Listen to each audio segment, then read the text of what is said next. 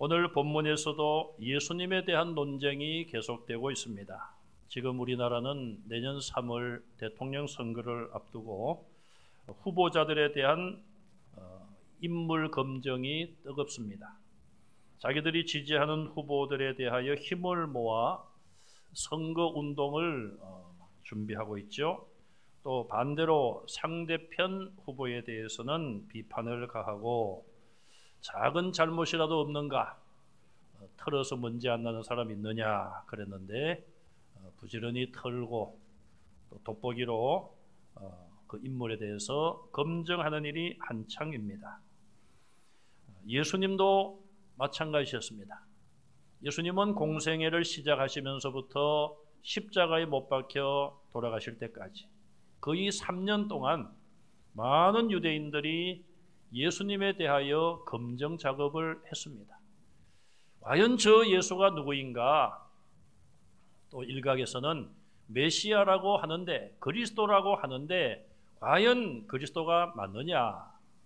메시아로서의 자격이 있느냐? 예수님에 대한 논쟁이 거의 3년 동안 끊임없이 이어졌습니다. 우리는 요한복음 7장에서 예수님께서 초막절에 예루살렘 성전에 올라가셔서 공개적인 자리에서 하나님의 말씀을 가르치시는 부분을 지금 계속 생각하고 있습니다. 예수님의 말씀을 들어보면 그들의 관심이 집중될 수밖에 없지요. 오늘 본문에서도 내가 가르치는 교훈은 내 것이 아니요 나를 보내신 이의 것이다. 보내신 이의 영광을 구하는 자는 참되어 그 속에 불의가 없다. 대부분 이 세상의 사람들, 지도자들은 자기 영광을 구합니다. 자기가 높아지려는 것이 목적입니다. 그러나 예수님은 나를 보내신 그분의 영광을 내가 구하고 있다. 그러므로 그 속에는 불의함이 없다. 예수님 스스로 말씀을 하셨습니다. 결국 이 말씀은 예수님이 이 땅에 스스로 오신 것도 아니요 어떤 사람의 뜻에 의해서 온 것도 아니요 예수님을 이 땅에 보내신 그분이 계신다는 것이죠. 여호와 하나님 아버지라고 말씀은 하지 않지만 하나님 아버지가 독생자 예수님을 보내셨다고 말씀을 하시는 것이죠. 요한복음 3장에서는 이미 하나님이 세상을 이처럼 사랑하사 독생자를 주셨다고 밝히셨어요. 그렇다면 예수님의 오늘 본문의 이 말씀은 결국 여호와 하나님께서 독생자인 예수님을 이 땅에 보내셨다는 말씀이 되는 것이죠. 그러나 유대인들은 예수님의 이런 말씀을 듣고도 믿지 못하고 깨닫지도 못했습니다. 유대인 평민들뿐 아니라 유대교 지도자들, 구약 성경을 꿰차고 알고 있는 성경 박사들조차도 선지자들의 예언대로 메시아가 오셨지만 오신 메시아를 알아보지 못했던 것입니다. 더군다나 예수님께서는 초막절날 예루살렘 성전에서 뭐라고 말씀을 하십니까? 너희들은 모세를 통하여 주신 율법을 지키지 않는다. 유대교 지도자들은 자기들 나름대로 율법을 열심히 지킨다고 자신이 가지고 있던 사람들이, 그런데 그들을 향하여 율법을 지키지 않는다고 지적하셨습니다. 그렇게 말씀을 하니 그들의 자존심이 상했을 것이고 그들은 분노했을 것입니다. 처음부터 예수님을 죽이려고 했던 그들의 마음은 점점 굳어져서 저 예수를 언제 어떻게 죽일까 기회를 엿보고 있는 것이죠. 예수님은 앞에서 너희가 율법을 지키려고 안식일에 할례를 행하지 않느냐? 내가 병든 사람을 치료했다고 해서 온전하게 고쳐주었다고 해서 왜 나를 공격하고 나를 죽이려고 하느냐? 그렇게 예수님은 그들의 부당함을 그렇게 지적을 하신 것입니다. 예수님은 연약하신 것 같지만은 불의에 대해서 대항하시는 모습을 보여주셨습니다. 그들의 잘못을 정면적으로 대항하시고 책망하셨습니다. 오늘 본문에 보시면은 먼저 예수님의 말씀을 들은 예루살렘에 살고 있는 어떤 사람이 발언한 내용이 25절에서 27절에 나옵니다. 자, 이 사람은 이름은 밝혀져 있지 않지만 예루살렘에 거주하던 한 시민이었습니다.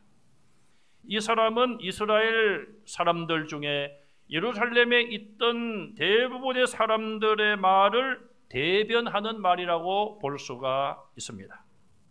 그가 한 말은 25절에 보니까 저 예수는 그들이 죽이고자 하는 그 사람이 아니냐?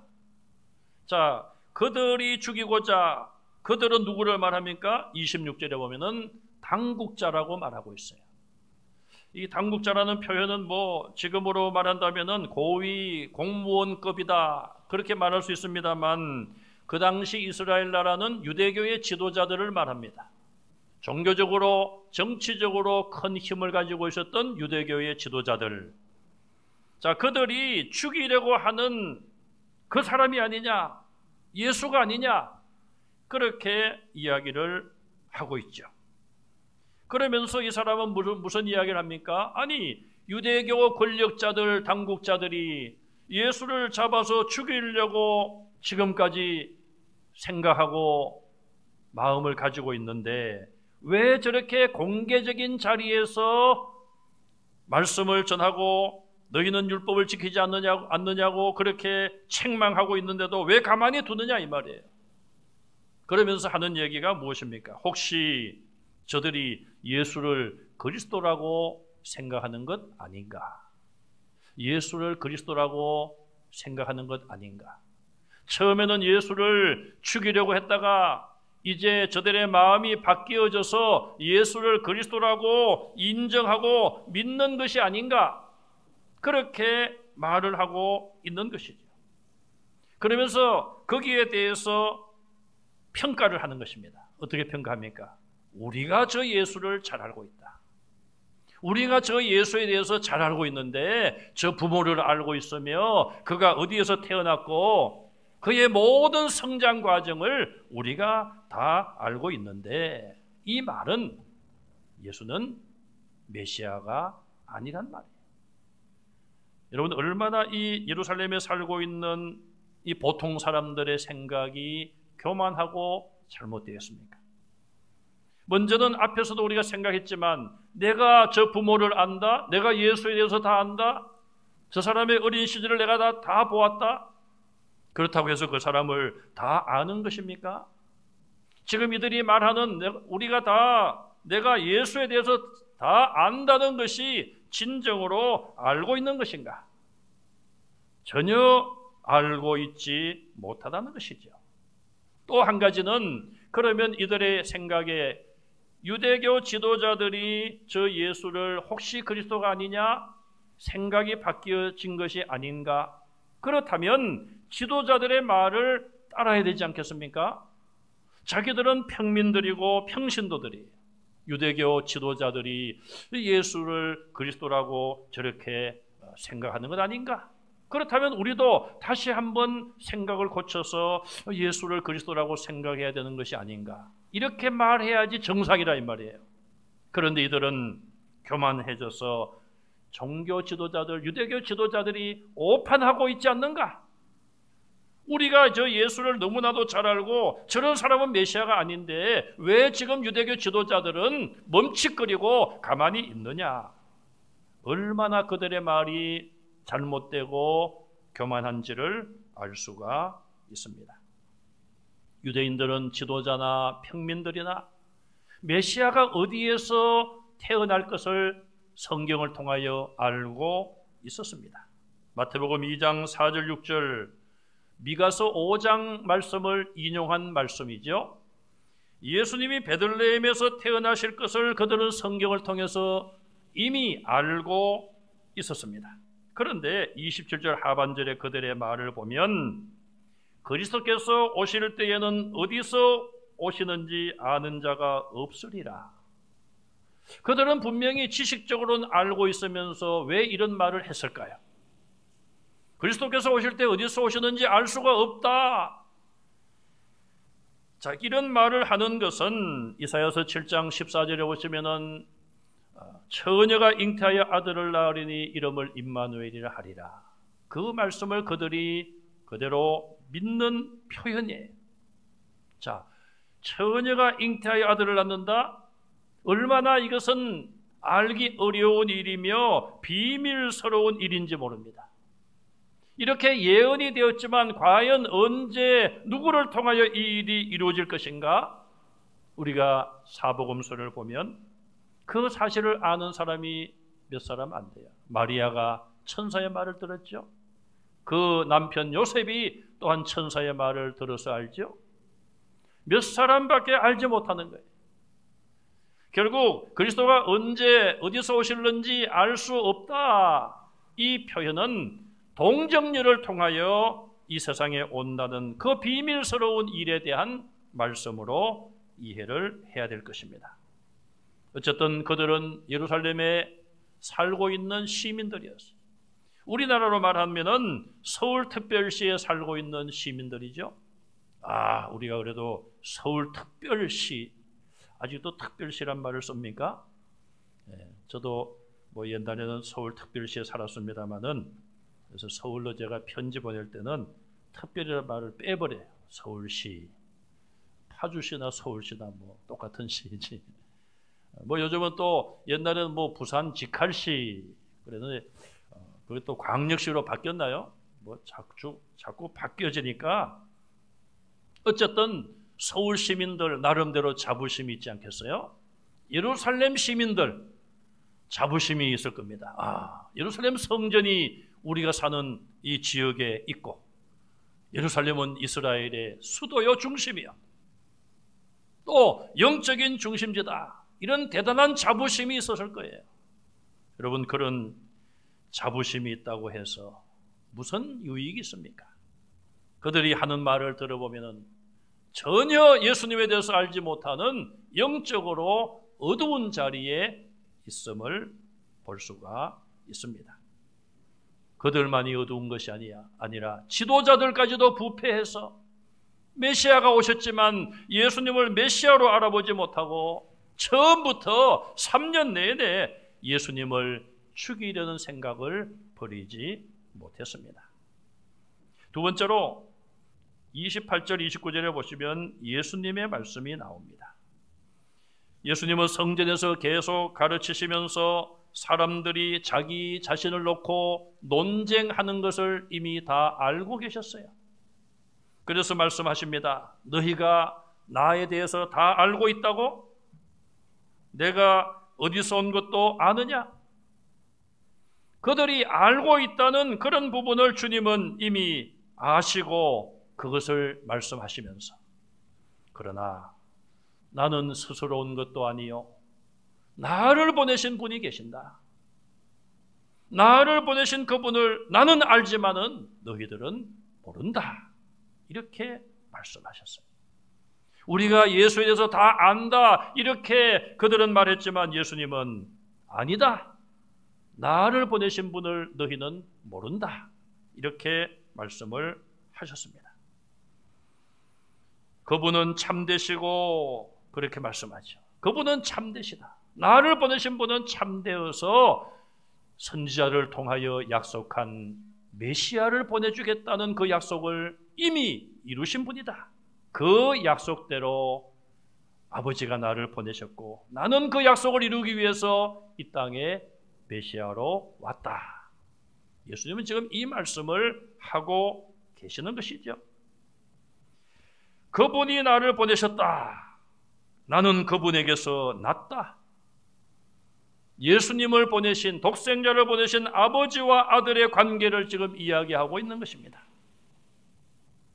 예수님은 자기 자신을 보내신 하나님 아버지를 지금 이야기하고 있습니다. 마태복음 11장 27절에 보면 아버지 외에는 아들을 아는 자가 없고 아들과 또 아들의 소원대로 계시를 받는 자 외에는 아버지를 아는 자가 없다고 말씀을 합니다. 하나님 아버지 외에는 예수님을 똑바로 알 존재가 없습니다. 그러나 저와 여러분들이 성령 하나님의 도우심으로 예수님이 누구이신지, 성령님의 역사하심으로 예수님을 바르게 알 수가 있는 것이죠. 또 아들과 예수님을 말하죠. 또 아들의 소원대로 계시를 받는 자, 예수님께서 우리에게 계시의 영을 허락하시고 성령을 보내주심으로 말미암아 그 성령으로 인하여 하나님을 아는 자가 있다. 그렇게 말씀을 하십니다. 우린 여기서 더 나아가서 아버지와 아들이 한 분 하나님을 믿고 있습니다.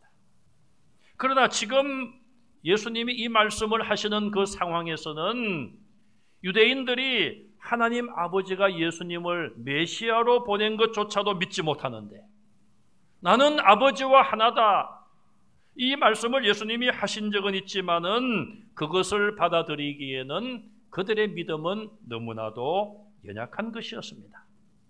저와 여러분들은 하나님 아버지께서 예수님을 이 땅에 보내신 것을 분명히 믿고 있습니다. 또 우리는 더 나아가서 아버지와 아들이 하나인 삼위 하나님이 한 분 하나님이신 것도 우리는 분명히 믿어야 합니다. 그 다음에 예수님의 말씀을 들은 유대교 지도자들이 어떻게 합니까?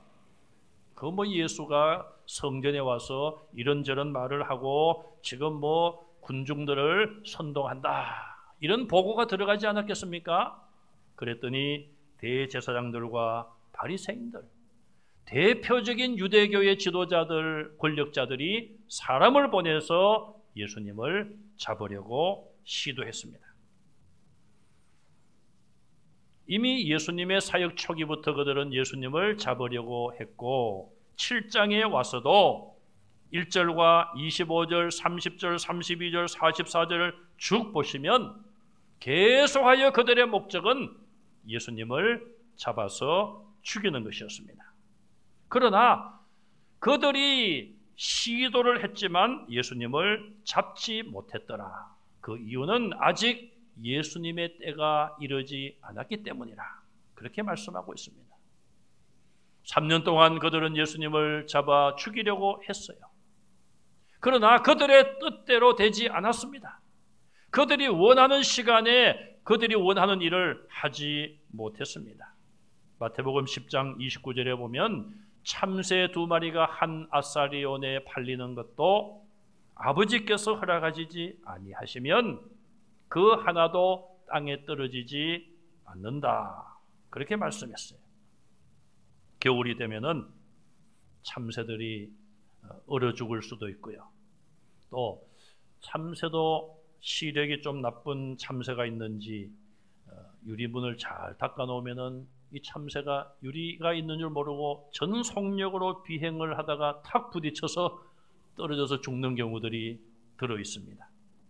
자, 그 참새 한 마리, 이 참새 한 마리가 땅에 떨어져서 죽는 것도 하나님 아버지가 허락하신다. 그런데 너희는 많은 참새보다 귀하지 아니하냐? 그렇게 예수님께서 반문을 하십니다. 여러분, 참새가 귀합니까? 사람이 귀합니까? 어렵습니까? 너무 쉬워가지고 사람이 귀하죠. 하나 더 제가 질문을 하겠습니다. 여러분들이 기르시는 반려견이 귀합니까? 옆집에 사는 사람이 귀합니까? 이건 조금 대답하기가 좀 어렵죠? 예. 그래도 사람이 귀해야죠. 내가 아무리 아끼고 평생 죽을 때까지 그렇게 가족으로 그냥 가족처럼이 아니라 이제 가족으로 앞으로는 또 이제 호적에 올릴지도 모르겠어요. 예. 어떤 외국에는 돈이 많은 사람이 이 유산을 줄 데가 없어가지고 그 애완 반려동물에게 재산을 다 남긴다. 그런 경우도 있더라고요. 어쨌든 반려견이나 참새 한 마리나 같은 피조물, 하나님의 피조물이죠. 그 한 마리도 하나님 아버지가 허락하셔야지 땅에 떨어진다는 거예요. 하물며 너희일까 보냐? 너희는 많은 참새보다 귀하니라. 여러분, 저와 여러분들은 하나님의 자녀로서 하나님이 허락하셔야지 우리의 생명이 끝날 줄로 믿으시기 바랍니다. 그거는 우리의 소망이 아니라 기본적인 우리의 믿음이에요. 하나님이 우리를 보내셨고 하나님이 우리를 부르시지 않는 한 그 누구도 저와 여러분들을 손댈 자가 없음을 믿으시기 바랍니다. 예수님이 지금 그렇게 하셨잖아요. 3년 전부터 예수님을 죽이려고 했지만 하나님의 일정표, 하나님의 시간표가 되어서야 예수님은 붙잡히셨고 십자가에서 우리를 대신하여 죽으셨습니다. 오늘 31절에 보시면은 이런 상황 속에서 많은 사람이 예수님을 믿었다 그렇게 표현하고 있어요. 그러나 이것은 진정한 믿음이 아니에요. 구원에 이르는 믿음이 아닙니다. 왜냐하면 이미 요한복음 2장 23절에서도 사람들이 예수님의 표적을 보고 예수님이 행하는 일들을 보고 예수님을 믿었다고 그랬어요. 그렇지만 예수님은 자기 몸을 그들에게 맡기지 않으셨다. 왜? 그들이 믿는다고 하지만 그들의 실제의 모습은 온전한 믿음이 아직은 아니었기 때문에 그러신 거예요. 오늘 본문 31절에 그들의 일부 중에 예수를 믿었다고 했지만 아직은 온전한 믿음이 아닌 것을 우리는 알 수 있습니다. 왜냐하면 31절 중간에 보시면 만약에 그들이 하는 말이 이렇습니다. 믿는다고 하면서도 만약에 앞으로 그리스도가 올지라도 이 사람보다도 더 큰 일을 행하겠느냐? 예수님을 믿으려면은 만약에 그리스도가 온다는 말도 하지 말아야 되는 거예요. 그러니까 예수님이 행하는 그 모든 기적과 가르치는 말씀을 들어보니 메시아가 아니라고 하기도 곤란하고 일단은 메시아 비슷하게 생각을 하고 있다가 나중에 메시아가 안 오면은 그때 가서 예수를 믿고 혹시 또 메시아가 진짜 메시아가 오면 그때는 예수를 안 믿고 그 메시아를 따르면 된다. 이런 생각을 지금 가지고 있는 것입니다. 반쪽짜리 믿음을 표현하고 있습니다. 어쨌든 유대교 권력자들이 눈의 가시처럼 예수님을 죽이려고 했지만 하나님의 시간이 되지 않아서 예수님의 고난의 시간이 임하지 아니하여 그들의 목적을 이루지 못했습니다. 예수님께서는 아직도 자기 자신을 그리스도로 확신하지 못하는 사람들을 향하여 33절에 앞으로에 있을 일을 예고하고 있습니다. 예수님의 가르침 말씀을 보면은 어떤 말씀을 전합니다. 그런데 전혀 이 말씀을 제자들도 깨닫지 못하고 군중들이 알아듣지를 못해요.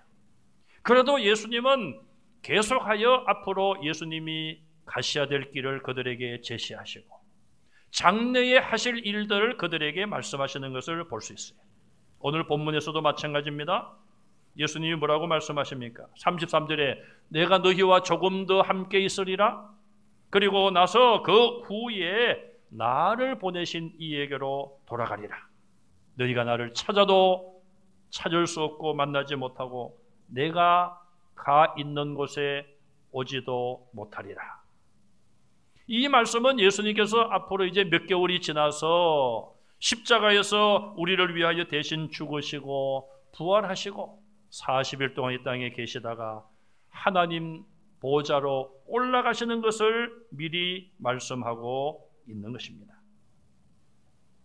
도무지 군중들은 생각도 할 수 없고 상상하실 수도 없는 일들을 예수님은 말씀하신 거예요.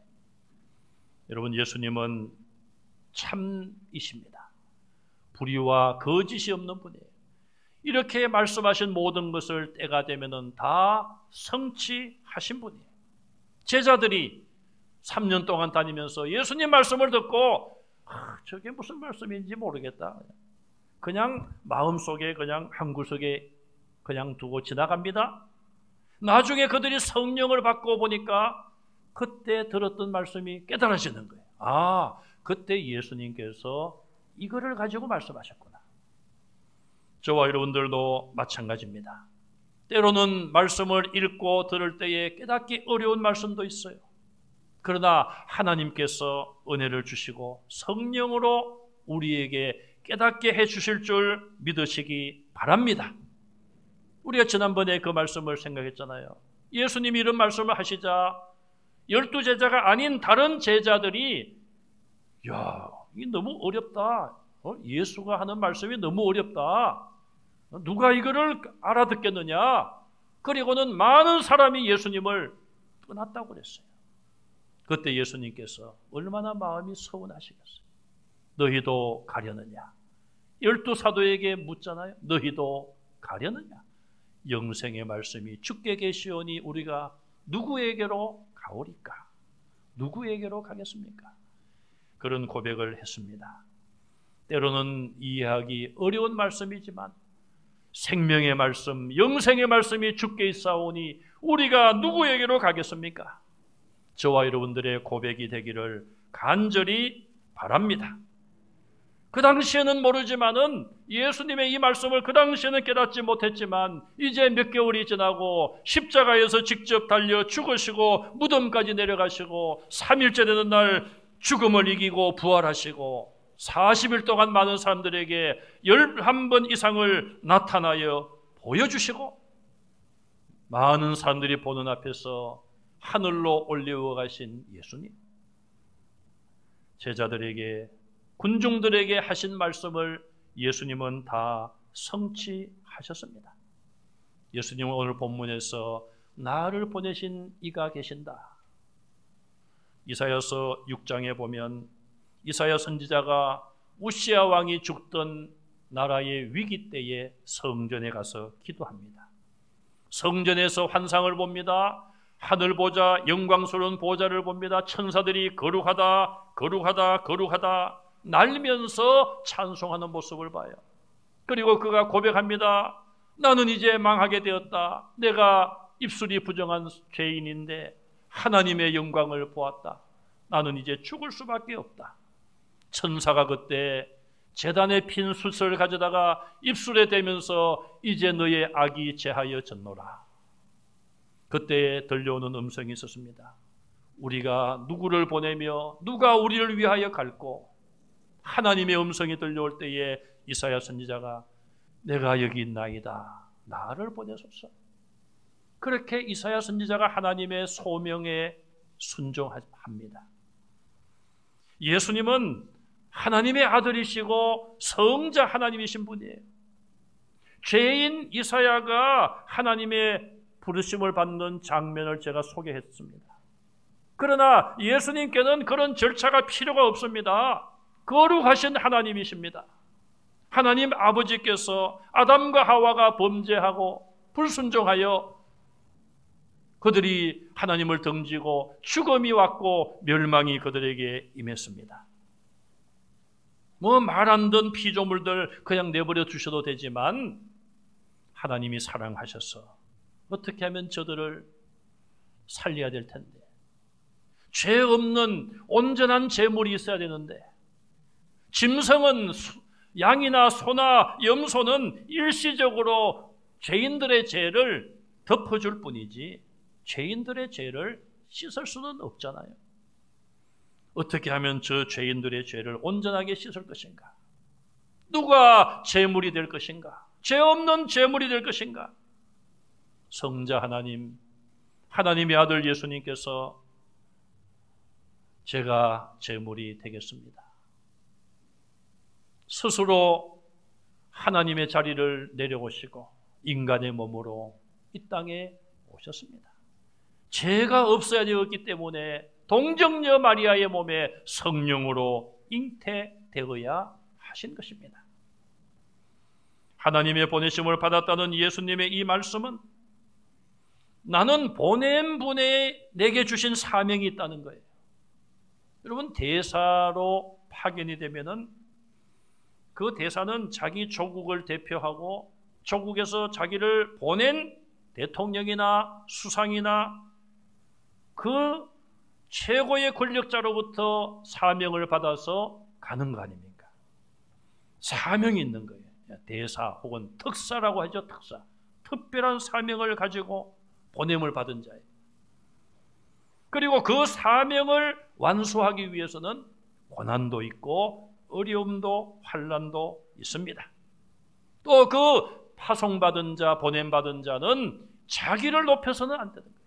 자기를 보낸 그 존재를 높여야 되는 것이죠.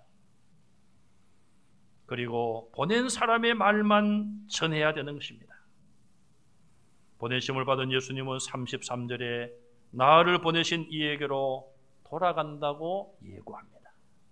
나를 보내신 분, 내가 사명을 가지고 왔는데 내가 이제 그 사명을 다 이룬 이후에는 나를 보낸 이에게로 내가 돌아간다. 그렇게 말씀을 하셨어요. 저와 여러분들은 어떠합니까? 우리가 어떻게 하다 보니까 이 세상에 오게 된 인생들입니까? 아닙니다. 우리는 하나님의 존귀한 자녀들이에요. 하나님의 계획 속에, 하나님의 택하심 속에 이 세상에 왔고 우린 지금까지의 삶을 살아왔습니다. 우리 조상님들은 참 대단한 분들이고 우리 한글의 표현은 정말 대단하다고 저는 믿어요. 어떤 사람이 죽으면은 연세가 많으신 분이면 뭐라고 말합니까? 돌아가셨다. 돌아가셨다. 어디로 돌아가는지 그걸 모르면서도 너도 나도 하는 공통된 말이 돌아가셨다는 거예요. 돌아가셨다. 그 말 속에는 우리 인생은 우리를 보내신 이에게로 돌아가는다는 것이죠. 저와 여러분들은 돌아갈 본향이 있음을 믿으시기 바랍니다. 영원한 하나님 나라에서 영생을 누리는 그 자리로 우리는 돌아갈 것입니다. 그러나 예수님을 믿지 아니하는 자들은 영원한 형벌의 자리에 돌아가고 말 것입니다. 하나님이 우리를 보내셨고 목적이 있고 사명이 있어서 우리를 보내신 줄로 믿습니다. 우리가 그 사명을 감당하기 위해서는 고난도 있고 어려움도 있습니다. 그러나 끝까지 사도 바울처럼 달려갈 길을 마친 이후에 주님 나를 부르시면 나는 의의 면류관을 바라보며 주님께로 가겠노라. 그런 소망이 여러분들에게 있기를 간절히 바랍니다. 광야와 같은 세상, 이스라엘 백성들이 광야에 40년을 지나면서 텐트를 치고 그 추위와 더위 속에서 하나님이 지켜주시고 모래먼지 속에서 하나님이 지켜주셨습니다. 그들이 40년의 여정을 마치면 요단강 건너 약속의 땅 가나안으로 들어가서 정착했습니다. 저와 여러분들 이미 30대, 40대가 되신 분들 열심히 살다가 이제 40년, 50년이 지나면 우리도 이 세상을 떠날 수밖에 없을 것입니다. 떠나는 것으로 마지막이 아니요 나를 보내신 하나님께로 우리가 돌아가리라. 주님 다시 오실 그날에 우리는 영생할 몸으로 부활하여 하나님 나라에 돌아가서 주님과 함께 영원히 왕노릇하리라. 이 소망이 여러분들의 소망이 되시고 고백이 되시기를 주님의 이름으로 축원합니다.